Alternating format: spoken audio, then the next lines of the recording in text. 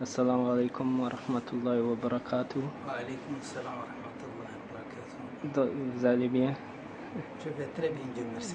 Alhamdulillah. Vous pouvez vous présenter ainsi que votre fonction?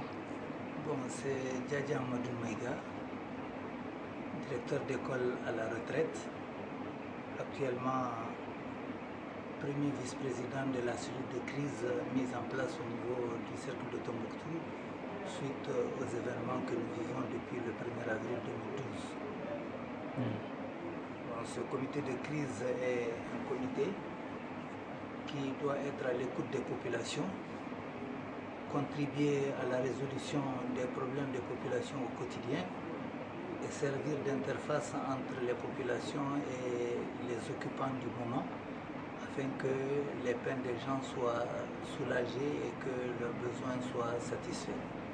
Donc voilà les missions essentielles qui ont été assignées à la cellule de crise qui comprend une vingtaine de membres. Ok, merci beaucoup. En termes de besoins pour les populations locales ici à Tombouctou, si vous pourriez élaborer pour les gens quels sont les besoins et les aides que les gens à partir de l'étranger ou de l'extérieur même de Tombouctou peuvent faire pour assister la cellule de crise et la population en général. Les besoins sont énormes et multiformes parce que les occupants du moment sont venus occuper les régions du Nord sans avoir préparé en amont la gestion de la situation. C'est des gens qui, au départ, étaient venus pour vouloir dialoguer avec le gouvernement afin de pouvoir trouver les moyens d'instituer la charia dans la République du Mali, à savoir en Sardine, Boko Haram, Moujao, etc.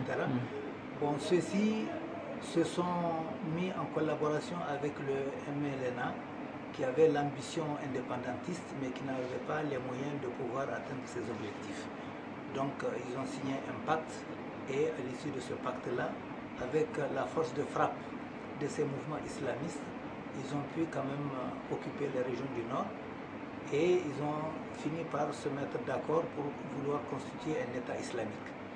Mais ça n'a pas duré longtemps parce que quelques jours après, alors deux mouvements qui n'avaient pas les mêmes objectifs allaient difficilement se comprendre et en fin de compte l'entente a été éclaboussée et ils se sont opposés. Et à la suite de l'opposition, les mouvements islamistes ont fini par chasser le MNLA de toutes les régions et ont fini par imposer leur gestion. Bon, cette gestion qui en amont n'était pas une véritable gestion, c'était un moyen de collaborer. Mais depuis que ces mouvements-là sont installés ici, l'État malien a été totalement absent.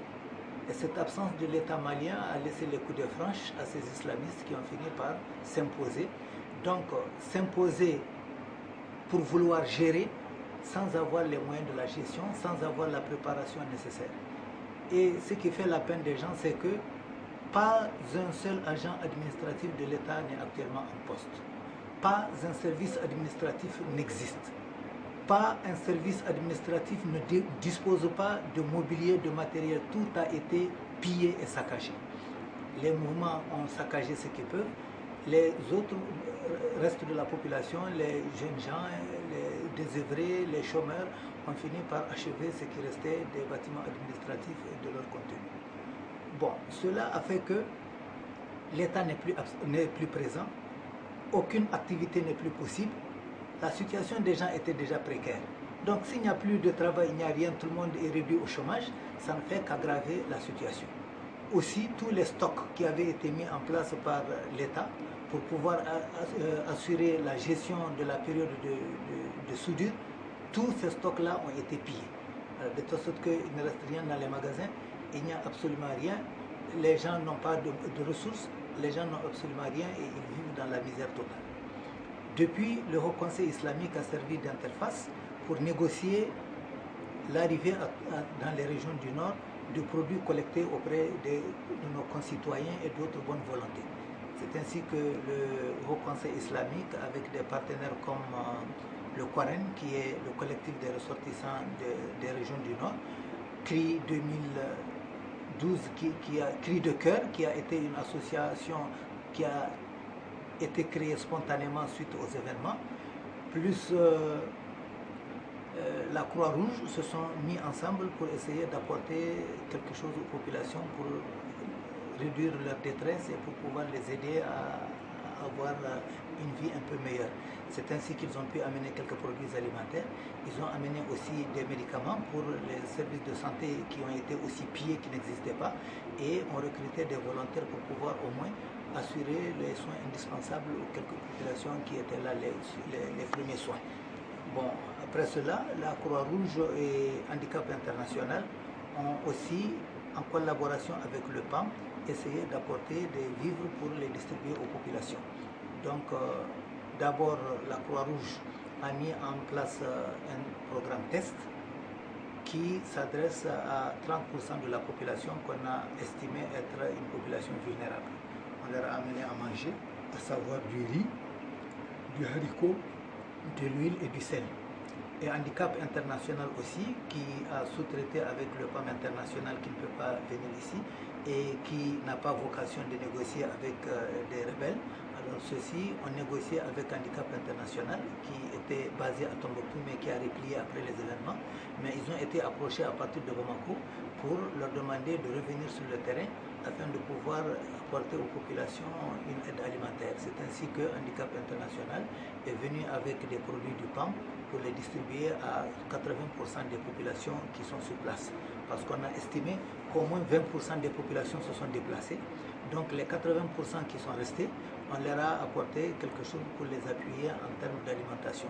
On leur a apporté du riz, du petit pois, de l'huile et du sel. Parallèlement à cela, des produits pharmaceutiques aussi ont été apportés pour être mis à disposition des services sanitaires en place pour permettre de soulager la souffrance de quelques patients qui continuent à fréquenter les aires de santé.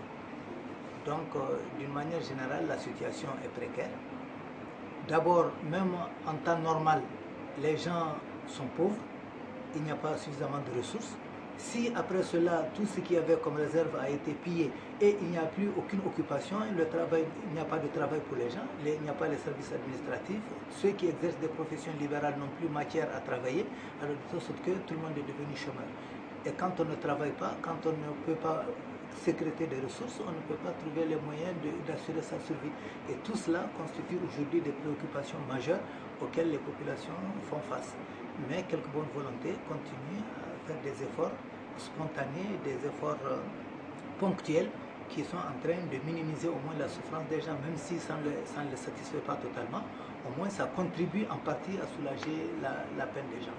Et on continue à faire des plaidoyers en direction de toutes les bonnes volontés pour venir au secours des populations. D'abord, les populations qui se sont déplacées, qui sont dans des camps de réfugiés, qui vivent une situation dramatique, plus ceux qui sont restés sur place, qui aussi n'ont pas les moyens de pouvoir assurer le quotidien. Donc c'est un certain nombre de problèmes majeurs qui sont là, qui méritent la solidarité internationale, qui méritent l'appui de tous ceux qui peuvent venir en aide à des populations en détresse. Donc voilà grosso modo comment je peux dépeindre la situation sans entrer dans des détails spécifiques. Merci. Et vous disiez, c'est 80% des populations qui sont restées ici? Suivant les enquêtes qui ont été menées par Handicap International, ils ont estimé que 20% de la population se sont déplacés. Et si 20% se sont déplacés, 80% restent sur place. Et ça inclut les gens qui sont dans les camps de réfugiés, dans les 20%? Non, les 20% sont supposés être ceux qui sont dans les camps de réfugiés. Okay. Ceux qui n'ont pas pu faire le déplacement, ce sont ceux-ci qui représentent les 80%. Mais ce qui fausse un peu la donnée, c'est que même s'il était vrai que 80% des populations sont restées sur place, il y a aussi des gens qui sont venus des milieux ruraux pour venir s'installer là et qui viennent remplacer numériquement ceux qui sont allés dans les camps de réfugiés. Donc la population a diminué en ce sens que des gens sont partis, mais elle a augmenté aussi en ce sens que d'autres sont venus du milieu rural pour venir en ville, croyant que la situation en ville est meilleure à celle de la campagne.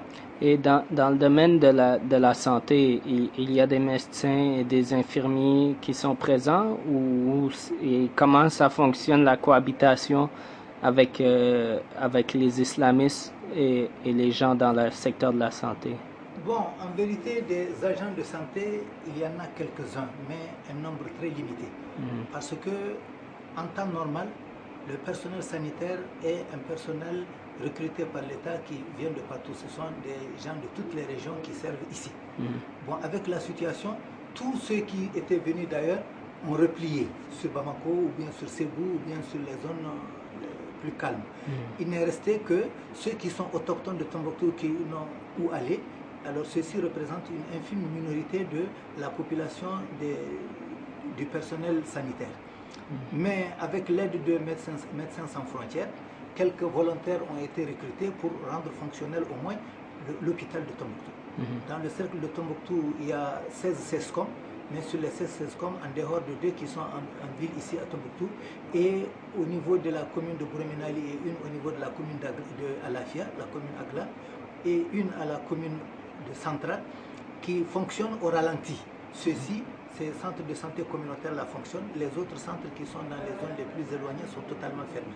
Et ceux-là qui fonctionnent aussi fonctionnent au ralenti parce qu'avec un ou deux agents seulement. Mais on leur a mis à disposition des médicaments et il a été demandé à ce que les prestations soient des prestations gracieuses, qu'on ne demande rien aux populations, qu'on leur offre gracieusement les médicaments dont ils ont besoin et qui existent au niveau de ces points sanitaires. Donc les différents donateurs qui sont arrivés, à savoir le Haut Conseil islamique, à savoir Cri de Cœur, à savoir le Coran, tout ceci, en venant avec des produits alimentaires, viennent aussi avec des produits pharmaceutiques qui ont été collectés. Et ce sont ces produits-là qui sont mis en place au niveau des centres fonctionnels de santé qui continuent à apporter les premiers soins aux malades. Mais ce ne sont pas des traitements pointus, ce sont des traitements des premiers soins, c'est seulement les premiers soins qui sont offerts. Mais au niveau de l'hôpital de Tombouctou, il y a au moins un médecin, il y a aussi un gynécologue qui sont là, qui aident à gérer au quotidien les problèmes. Et en dehors de ça, la plénitude du fonctionnement n'existe pas au niveau des structures de santé. Et le conseil de crise, est-ce que vous avez des contacts avec le gouvernement malien en tant que tel? On a des contacts avec le gouvernement malien parce que toutes les fois que le comité de crise se réunit pour aborder un certain nombre de questions cruciaux, ces problèmes-là sont transmis, les informations sont transmises au gouvernement à travers le ministère de l'administration territoriale et au Premier ministre. Nous leur avons constamment rendu compte des mesures qui sont prises, de la situation qui prévaut, des pénuries qui existent, des propositions de solutions que nous leur faisons et les besoins qui sont exprimés. Donc le comité de crise régulièrement informe le gouvernement de la situation sur le terrain et aussi on informe le Coran qui se trouve être une association organisée de l'ensemble des ressortissants du Nord. On associe aussi l'association des ressortissants de Tombouctou à Bamako et aussi notre député qui est résident à Bamako aussi. Nous le tenons régulièrement informé des activités que nous menons, des difficultés que nous rencontrons, des débuts de solutions que nous avons trouvés et nous les tenons régulièrement informés de l'évolution de la situation. Et est-ce que vous avez reçu quelques réponses favorables ou des actions concrètes? Bon, le Premier ministre, dans une de ses déclarations récentes sur la télévision nationale, a laissé comprendre que, en raison du fait que les mouvements ne le reconnaissent pas et les mouvements n'acceptent pas le gouvernement, il passe par l'intermédiaire du Haut Conseil islamique pour pouvoir mettre en place un certain nombre de choses.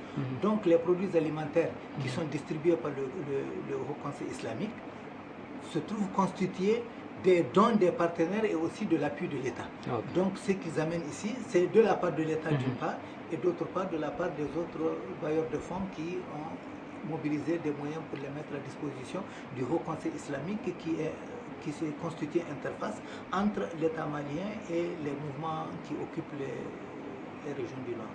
OK, donc je tiens à vous remercier pour l'information et nous allons faire de notre mieux pour diffuser le tout partout, Inch'Allah. Bon, c'est à nous aussi de vous remercier, de votre disponibilité, de votre engagement et du fait que volontairement, vous avez, en dépit des difficultés, en dépit des problèmes, vous avez accepté venir, vous enquérir vous-même de la situation sur le terrain et vous portez volontaire pour être notre porte-parole auprès de qui veut bien venir en aide aux populations de Tombouctou et des régions du Nord d'une manière générale qui sont dans cette précarité, dans cette situation de crise et qui attendent beaucoup de la communauté internationale et des bonnes volontés qui voudraient aider à soulager nos peines. Merci beaucoup.